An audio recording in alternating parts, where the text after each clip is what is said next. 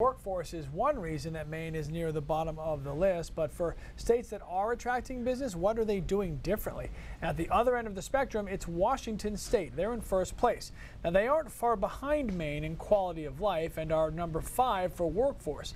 Looking at the two states' economic profiles, there are some clear differences. Washington State has no corporate tax, no income tax, but they've also established themselves as a hub for new tech and green energy. Adrian Stein spoke to CNBC's Scott Cohn about this study and how Maine could move up in the business rankings as expected. He said Maine needs improvement in the workforce category. And part of it is because of productivity. And some of that is just due to the economy and what the state puts out, because we look at dollar output per job. We look at wages, we look at utility costs, we look at the cost of renting office space and industrial space. And that's an area, again, that Washington State needs work on. And cost of doing business in Maine, again, for the level of your economy, you're in the 30s for cost of doing business.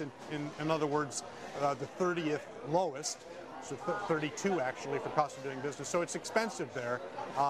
Whether you address that through income taxes or otherwise is something for the policymakers to consider. Now, the state is taking steps to ease the worker shortage in our state by allowing kids to start collecting a paycheck at a younger age. Lawmakers and Governor LePage say kids as young as 14 can hold the job down.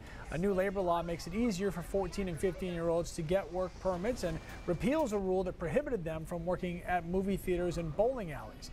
It also clarifies the kinds of positions that they're allowed to take in amusement parks, bakeries, and hotels. Governor LePage has been pushing for these changes for years now, and the chair of the Labor Committee says it's the first time the idea has gotten such widespread support. Senator Amy Volk thinks it could help alleviate the seasonal worker shortage that so many businesses in our state are struggling with. But not everybody thinks that young teens would work for them.